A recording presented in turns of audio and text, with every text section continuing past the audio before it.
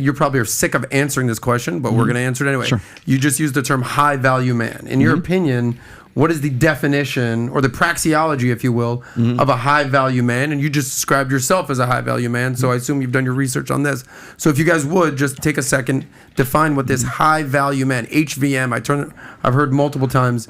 Explain that, please. I think objectively speaking, it's a confluence of money, muscles, and game, right? It's maximizing your I think a high value man is the guy who maximizes his personal potential and does it in such a time, and then utilizes that potential. Okay, so a lot of talking about Kevin Samuels and everything, those are prescriptions. I deal with descriptions. That's why I said a lot of the stuff that like all these guys who are out here doing this stuff. And I'm not claiming to be like the only source in the manosphere that has this stuff, but it's like a lot of that stuff is derivative from my work. Okay, well, you'll constantly hear that he wrote the Bible of the manosphere. Exactly. So but again, my books are written from the position of there being objective, doing my best stab at objectivity. That's number one. Number two is that it's not a prescription, but that doesn't mean that people won't take that work and turn it into prescriptions. That's what Tate does. That's what Kevin Samuels does. That's when you use the word should, that's when it ceases to be about what is and what you should do. So I don't deal in shoulds, I deal in is. So should men spin plates and date as many women as they can non-exclusively and increase their body count? Okay, so is it about body count? That's the other thing. Okay, so here's the thing: is if you read those 6 chapters, you'll also notice that the end of the 6th chapter is transitioning from non-exclusive dating to becoming monogamous with someone. So what if you're going to take that, so you prescribe monogamy. If that's going to be what I'm saying is that most guys want to get into that. Okay, I know guys like George Gammon. I know yourself. I know a lot of guys who don't want anything to do with monogamy, and they're still high value men because they've maximized money, muscles, and game. Right? They have chosen as a lifestyle not to be monogamous, and maybe they don't want to have children, but they're still doing very, very well for themselves. So is that high value, or is a high value man the guy who is like Rollo Tomassi? He's been married for 26 years. He's got a beautiful daughter. He makes a good chunk of change. He's in an ideal marriage. Is that high value, or is it high value? Is Tate high value? I would say all of the above. It just depends on what their lifestyle choices are and what it is that they choose to do. So if you're gonna idealize the lifestyle of Andrew Tate and say he's on his hustle. Like I saw the interview with you and Pat yesterday, and I'm like, wow, that's very, very interesting considering the lifestyle that Andrew Tate and Tristan also are living right now. And if they're going to profess to be Orthodox Christians, and where's their kids? Where's their thing? Is that the benchmark? Cognitive dissonance. Is that the goal state? Right. Because your goal state would probably be get into a marriage, have kids, and love God with all your heart and all your mind. Right. So that would be a high value man. For other guys, being a high value man, they still have all of those things that Tate has, but they don't have family. They're not married. They don't have a golden retriever in the yard. So that's why I'm saying the old order 20th century ideal for what is a high value man, throw that out the window. We are still clinging to old order ideals in a 21st century that says, well, here's the data sets right now. We have more access to more information right now that completely crush all of our wants to cling on to this romantic ideal of the 20th century, the 18th century, whatever century, because we think that ought to be how we do things. And in some ways, for some guys, for you and me, that works really well for us. But for Andrew Tate, people will say, you're a beta and I'm a beta and we're blue pill because we're married and we've been married for so long. Yeah. So that's why I said, like, when guys come at me and they say, oh, he can't be red pill because he's married. He can't speak knowledgeably because he's been married for 26 years. They don't know anything about my history. They don't know anything about what it is that allows me to speak authoritatively about this kind of stuff. They throw that out the window because you're married. And also, on the opposite side, if you're not married, if you're a guy like Andrew Tate living the best life and you're living up to your potential, but you don't have kids and you haven't done anything like with your life because you're not married and you don't have a dog in the yard kind of thing, then you're actually the beta because you're not living up to your full potential by not having kids and everything. So it just depends on whose definition that we're working. Well, one of the questions that we always ask and what Pat always asks, it's always, who do you want to be? Right? Well, who do you want to be? We established that most men want children. Yes. How do you go about? How do you go How about? do you go about How do you Let go me read about the the stat, and then context I in want to which get you your get that? definition of a high value man. We asked our audience. We appreciate you guys, value-tainers out there. Everyone who came from Ruslan's channel, everyone came from Rolo's channel, Rational Male. If you're a believer of what's known as the Pareto principle, the 80-20 rule, it's essentially what the numbers show. 78% of you guys say that they are not waiting for marriage to have sex. And 22%, so almost 80-20, saying, no, yeah, I'll wait for sex. And so I'm not shocked by that. And 10% of that 20 are incels to begin with. All Bang, bang. Well, guys, get out of the house. Bang, bang.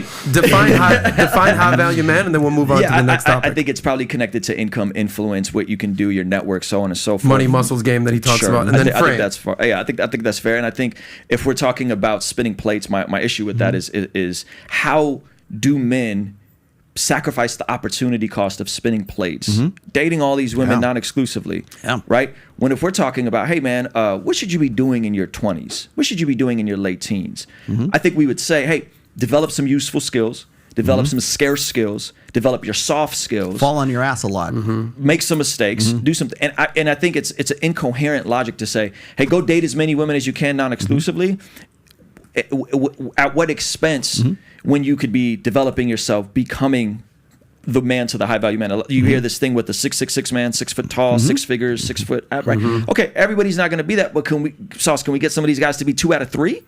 Right? If a guy comes to you and he says, hey man, I'm making 40 grand, I'm making 50 grand. Can we get him to 100? Right? If he's fat, can we get him to eat less calories? Can we get him shredded? And again, I know you're like, well, these are prescriptions, but I'm like, man, there are prescriptions and life works a specific way. If I want to get cut and shredded, which I'm doing right now, I have to stop eating junk food, high caloric food, and I have to eat more high nutrient, high volume food, get my protein, get my macros, do the compound lives. I don't understand why this isn't directly transferable, this philosophy transferable to ending up in a high marriage. So you're like, most men are going to sleep around and do whatever. And I'm like, yeah, and most people are fat, Rob. 70%. More than that, 75. 30, 40% are obese. Most people are like most people. I understand, right? But what I'm saying is if we're leading men and we're saying, hey, Sauce, how do we get more money? And you're like, dude, this is what you got to do. You got to work on this. Hey, you've been married 26 years. How did you guys do that? Somebody asked me. We went to marriage conferences. We read a ton of books. We educated ourselves. We got premarital counseling. We had the hard conversations. We dispelled the soulmate myth. I'm with you there, 100%. The idealistic, romantic, nonsensical Disney love of marriage. We established all that stuff ahead of time. So that's the part where I look at some of this stuff and I'm like, why are we not talking about what actually requires to get someone like a Sauce to land in a place of, man, I'm in a happy monogamous marriage where kids and family can thrive. Which is why I wrote the fourth book. I also think, let me just weigh in here. This is the fourth book. That's the fourth book. How does that... No, this is the first book. This is the fourth book. Okay, so I wrote the fourth book to address all the guys who would tell me exactly what you're saying. Well, Rolo, I understand what you're saying. I get all this about the red pill. I get all this stuff. I'm 100% on board with you. My religious convictions are I don't want to have sex before marriage. My religious convictions are I'm a Muslim. I'm a Jew. I interviewed. That took 3 years to write that book. That's the longest I ever took to write a book because I had to be bulletproof. Everybody heard I was writing a book about religion. Yeah, everybody heard, Rolo's writing a book about the red pill and religion. I had like people coming out of the woodwork. Oh, are you going to talk about the Amish and are you going to talk about Mormons? Are you going to talk about, the Eastern Orthodox Christian Church of 1865? And like, I had to be on my game to understand all that stuff. So it took a long time to do that. But what I do in that book is I make the comparison, say, look, there are people would told me this. They said, well, Islam is actually the red pill religion. Christianity is the red pill religion. Yeah, Mormon is the red pill religion. Judaism is the red pill religion. They were right about certain parts of it. They were like, this is why this was a thing, because they understood the differences between men and women. They understood intersexual dynamics in a way that we have lost since the sexual revolution. So coming back to that and making it a point of like, here's the latent purpose behind these traditions. Like I make the point in here where it's like there are prohibitions against eating shellfish or eating like ham or something like that. You're not supposed to eat a cloven thing. Because in Judaism you can't have a cheeseburger. You can't have meat and milk. because back in the day you could get trichinosis and die from that. So what are we going to tell everybody? God said don't have ham. Okay. So was it God? Rolo, I love your heart there, but why omit the empirical data that folks who practice and take their faith seriously are less likely to get divorced? Why omit the fact that if you earn more money that you're less likely to get divorced? Why remove that in a book about religion. Because getting into a marriage today is on all downside risk for men, and it is all upside advantages for women. That's selection bias, man. It Because is not selection bias. I can point to you all kinds of stuff about divorce statistics. I can 66% are filed by women. I understand that. Let me see if I can sum it up in this one example.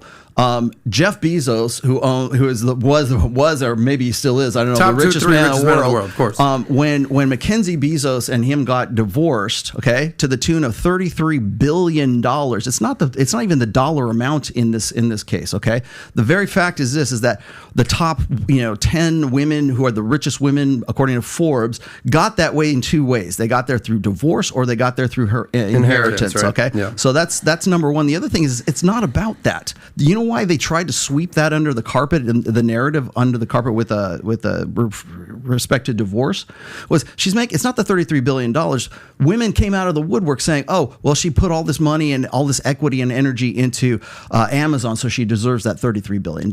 I argue this is that if she had quit the company, or the company divested, she in no way would be able to cash out her equity in that company to the tune of $33 billion, because the divorce industry is such that it's like, this is what you get for being married to the richest guy in the world at that time. The divorce industry is awful, but isn't that a bit of an anecdotal example? I could give you another anecdotal example. I got a buddy, 7-figure entrepreneur, runs a clothing brand. This guy in my church, right? One of the few instances I've seen somebody get divorced, and it was messy. I've seen a couple of times. So one of the few instances I've seen a woman initiate the divorce in a church context, okay?